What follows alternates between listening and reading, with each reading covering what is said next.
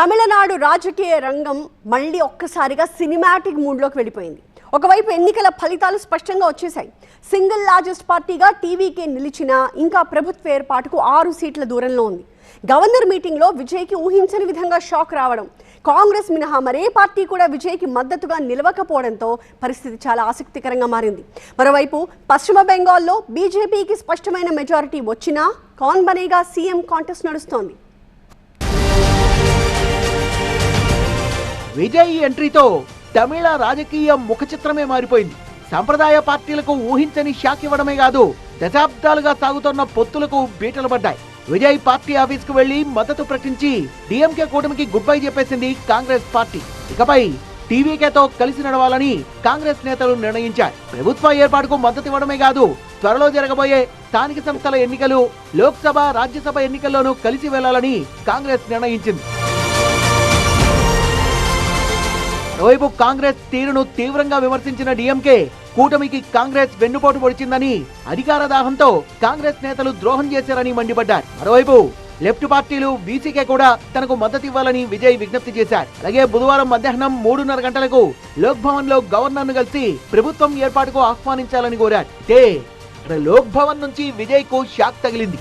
కాంగ్రెస్ బలంతో కలుపుకొని విజయ్ కు 113 మంది సభ్యుల బలముంది. ఇంకా మ్యాజిక్ ఫిగర్ కు 5 ఎమ్మెల్యేలు తక్కువయ్యారు. ప్రభుత్వం ఏర్పాటుకు విజయ్ సంసిద్ధత వ్యక్తం చేసినా గవర్నర్ పూర్తి బలం నిరూపించుకోవాలని సూచించారు. ప్రమాణ స్వీకారం తర్వాత బలం నిరూపించుకుంటానని, ఇందుకు 2 వారాల సమయం కావాలని విజయ్ కోరారు. విజయ్ అభ్యర్థనపై గవర్నర్ న్యాయ సలహా తీసుకుంటున్నారు. విజయ్ కు మద్దతిచ్చేందుకు అన్నాడీఎంకే నేతలు సుముఖంగా ఉన్నా ఎంతమంది వస్తారన్న దానిపై క్లారిటీ లేదు. మరోవైపు విజయ్ కు మద్దతిచ్చే ప్రసక్తే లేదని లెఫ్ట్ పార్టీలు తెగేసి చెప్పాయి. దీంతో తమిళనాట రాజకీయం మరింత ఆసక్తికరంగా మారింది. సో విజయ్ ప్రభుత్వం ఏర్పాటు చేయడం గ్యారంటీ, మిత్రులుగా ఎవరిని చేర్చుకుంటాడు అన్నదే ఆసక్తికరం. మరోవైపు వెస్ట్ బెంగాల్ కథ ఇంకోలా ఉంది. ఇక్కడ బీజేపీ స్పష్టమైన మెజార్టీ సాధించినా కౌన్ బనేగా సీఎం అన్న దానిపై తీవ్ర ప్రతిష్టంభన కొనసాగుతోంది. బెంగాల్లో స్థిరమైన ప్రభుత్వాన్ని ఏర్పాటు చేయాలంటే కేవలం నంబర్లు సరిపోవు. లోకల్ సెంటిమెంట్స్, నాయకత్వం, గ్రౌండ్ లెవెల్లో కనెక్టివిటీ ఉన్న నాయకుడు అవసరం. సీఎం ఎంపికలో చిన్న తప్పు కూడా పెద్ద సమస్యగా మారొచ్చు. పార్టీకి విధేయతున్న వాళ్ళను ఎంపిక చేయాలా, లేక ప్రజల్లో పాపులారిటీ ఉన్న వాళ్ళను సీఎం ను చేయాలా అన్న దానిపై కమలంలో కసరత్తు జరుగుతోంది. రేసులో ఉన్న వారిలో మొదటగా వినిపిస్తున్న పేరు సువేందు అధికారి. నందిగ్రామ్ ఉద్యమం నుంచి ఎదిగిన నాయకుడు. ఒకప్పుడు మమతా బెనర్జీకి అత్యంత సన్నిహితుడు. తర్వాత బీజేపీలో చేరి రాష్ట్రంలో పార్టీ ఎదుగుదలకు కీలక పాత్ర పోషించాడు.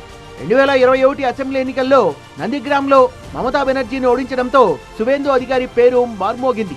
ఈస్ట్ మిడ్నాపూర్, జంగల్ మహల్ ప్రాంతాల్లో క్యాడర్ పై మంచి పట్టుంది. పార్టీలో పాత క్యాడర్ తో పూర్తిగా కలవలేకపోతున్నారన్న నెగిటివిటీ ఉంది సువేందుపై. రేసులో దిలీప్ ఘోష్ పేరు కూడా వినిపిస్తోంది. బెంగాల్లో బీజేపీ బేస్ బిల్డ్ కావడంలో దిలీప్ దే కీలక పాత్ర. 2016లో బీజేపీ ఓట్ల శాతం 10 లోపే, కానీ 2021 నాటికి అది 38% పెరిగింది. కారణం దిలీప్ కృషి అంటారు ఆయన మద్దతుదారులు.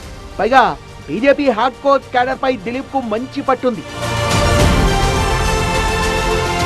వీళ్ళిద్దరితో పాటు సీఎం రేసులో బలంగా వినిపిస్తున్న మరో పేరు వెస్ట్ బెంగాల్ రాష్ట్ర బీజేపీ అధ్యక్షుడు సమీక్ భట్టాచార్య.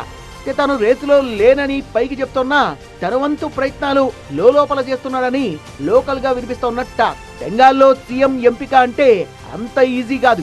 ప్రాంతీయ సమీకరణాలతో పాటు నార్త్ బెంగాల్, సౌత్ బెంగాల్ మధ్య బ్యాలెన్స్ కూడా చాలా ముఖ్యం.